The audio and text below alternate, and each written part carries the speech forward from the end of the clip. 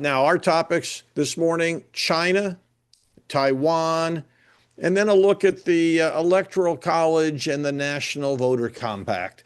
On China, we want to take a little different look at the discussion. We want to get a sense of how voters perceive the relationship, the power relationship between the U.S. and China.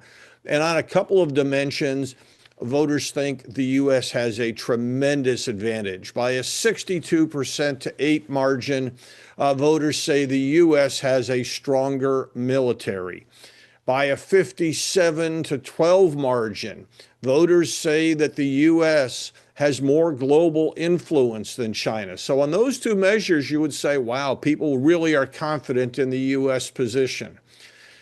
But it's not quite that clear cut. When we asked people about global influence a decade from now, people tend to see things shifting in China's direction, whereas right now, voters overwhelmingly see the U.S. having more global influence. In a decade, just 39% believe the U.S. will have more influence. 24% say, no, actually it'll be China. And when we look at the details on that, Republicans remain confident that the U.S. will have more global influence in a decade. Democrats overall are evenly divided. And progressive Democrats, the type who prefer AOC type of policies, they strongly believe that China will have more influence in a decade. So the sense of U.S. superiority that people feel right now, some on the left really have doubts as to whether it will last. We saw similar dynamic when we asked who has the stronger economy. 42% of voters say the U.S.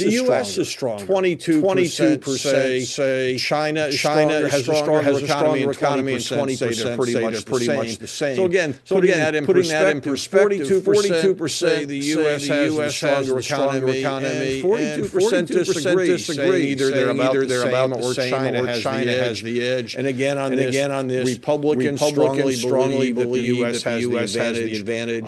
Democrats more evenly divided. When we go to the question of who has the advantage in the AI race? On this one, 33% say China, 32% say the U.S. So it's kind of a toss-up.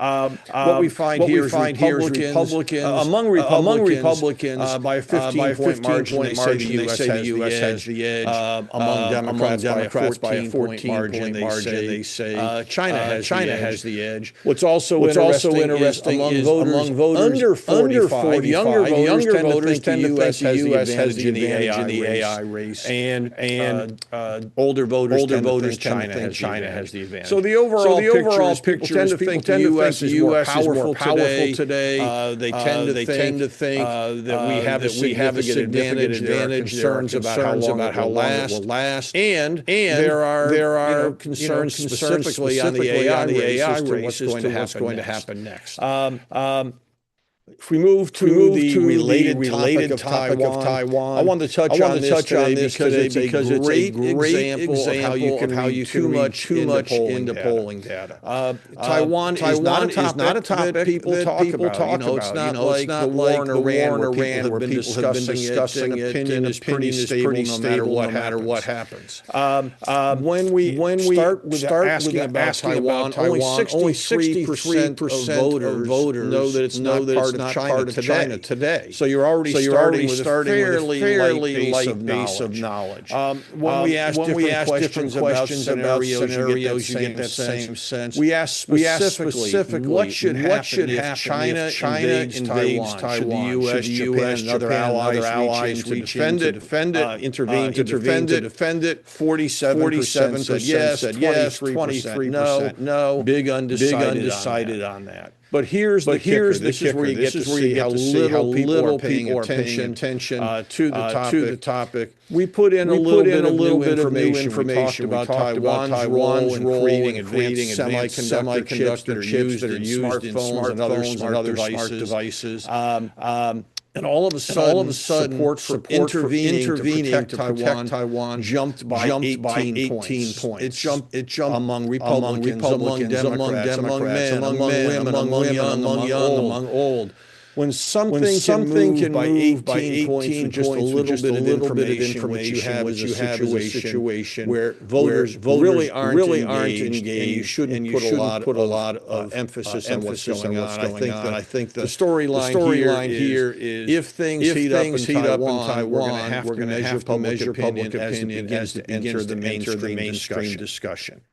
Finally, the electoral college. You know, there's been a push by Democrats for this national voter compact. States will agree to vote for whoever cast their electoral college votes for whoever wins the national popular vote. I tend to look at this as the Democrats' equivalent of the SAVE Act. They think it's wildly popular because if you ask a simple question like, should the winner of the popular vote become president, people say yes. Republicans in the SAVE Act, should there be voter ID requirements? People say yes. However, when you begin to get into the specifics, people aren't all that excited about having a national voter compact. When you talk about the fact that if your state voted for one candidate, but the national popular vote went the other way, should you just go along with the national winner? Only 35% of voters said yes,